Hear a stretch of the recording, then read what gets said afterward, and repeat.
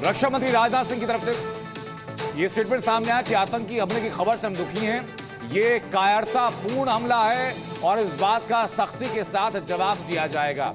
यानी कि अब पूरी तरीके से प्रधानमंत्री नरेंद्र मोदी एक्शन में, गृह मंत्री अमित शाह एक्शन में, रक्षा मंत्री राजनाथ सिंह एक्शन में, सिक्योरिटी फोर्सेस का डिप्लॉयमेंट लगातार बढ़ा दिया जा रहा है। हाई लेवल मीटिंग दिल्ली में हो चुकी है। बहुत जल्द गृह मंत्री अमित शाह सीधा पहुंचेंगे जम्मू कश्मीर। उनके पहुंचने से पहले मीटिंग का शेड्यूल तय हो चुका है और सारे के सारे जो बड़े अधिकारी हैं उनको पहुंचने के निर्देश है। कंप्लीट ब्रीफिंग के साथ एक्शन प्लान क्या होगा प्रमोद, इस सब पर बात हो रही है।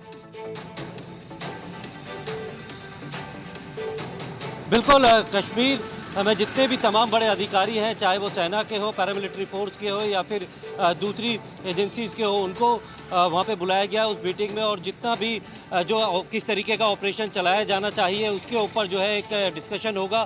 और जो अभी तक है जिस तरीके से जो पैरामिलिट्री फोर्स या फिर जो सेना है जो आतंकियों के खिलाफ कार्रवाई करती थी, क्योंकि वो उनके निशाने पर हमेशा सेना या फिर पैरामिलिट्री फोर्स के जवान होते थे, लेकिन पहली बार टूरिस्ट को निशाना बनाया गया है। और टूरिस्ट को निशाना इसलिए बनाया गया है, उनका धर्म पूछा गया है और साथ में डोमिसाइल एक जो बड़ा जो जिस तरीके से सोशल मीडिया पे एक पोस्ट डाला गया है, क्योंकि गृह मंत्रालय पिछले कई साल से जो कश्मीरी पंडित थे वहाँ से निकाले गए थे, उन्हें वापस कश्मीर पर जो है भेजना चाहते थे, उन्हें वहाँ पर रखना चाहते थे और बाहरी लोगों को भी वहाँ पे बसाना चाहते थे, ताकि जिस तरीके के आतंक की घटनाएं वहाँ पे होती थी, आतंकवादी पनप रहे थे और उनके सपोर्टर्स थे, उसमें कमी आ सके, इसलिए फोर्स को वहाँ पे तैनात किया गया था। क्योंकि टूरिस्ट प्लान के ऊपर डेंट है जो आज हुआ है। प्रमोद में वापस लौटूं और खालिद, एक बात एकदम स्पष्ट है कि कोई आम आतंकी हमला नहीं था।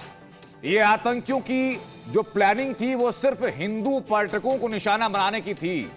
यानी जो सेंटीमेंट 1990 के दशक में दिखाई पड़े थे वैसे ही सेंटीमेंट के आतंकी अभी आगे काम कर रहे हैं अपना।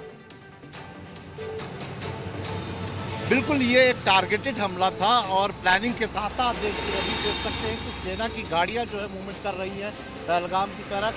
इनके साथ ऑफिशियल्स भी है जो जा रहे हैं और ये रेनफोर्समेंट जो है वहीं पे जा रही है जहां पर हमला हुआ था। यही आप इस तरफ इरफान अगर दिखाए तो कहते घने जंगल है ये पहाड़ पूरे, जहां पर बाईसरन इलाका है जो काफ़ी ऊपर है पहलगाम से।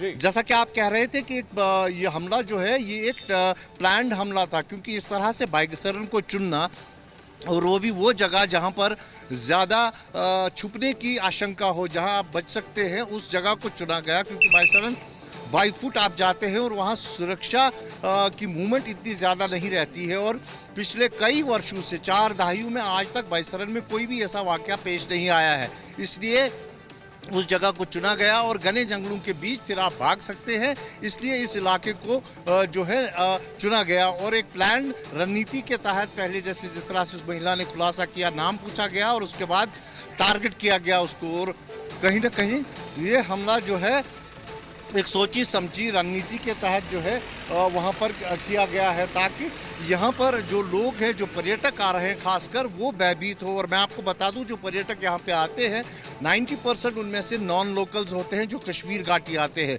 तो उनको भयभीत करने के लिए नॉन लोकल्स को ही एक पर्टिकुलर धर्म के लोगों को जो है निशाना बनाया गया और उसके बाद नाम पूछकर उन पर हमला किया गया। तो कहीं ना कहीं ये एक अपनी किस्म का एक अनोखा हमला जो है अब तक हमने देखने को मिला है कश्मीर घाटी में। इस तरह का 2-3 बातें अटैक के बाद एकदम साफ हो जाती है। मैं लौटूंगा आपके पास, एक बड़ी खबर सामने आ रही है, 2-3 बातें एकदम साफ हो जाती हैं कि आतंक की अभी प्लानिंग कर रहे हैं, कश्मीर की इकॉनमी को तोड़ने के लिए भी प्लानिंग कर रहे हैं और हिंदुओं के खिलाफ आतंकी हमलों की प्लानिंग हो रही है। 3 पॉइंट रहे जो इस आतंकी हमले के बाद साफ है। लेकिन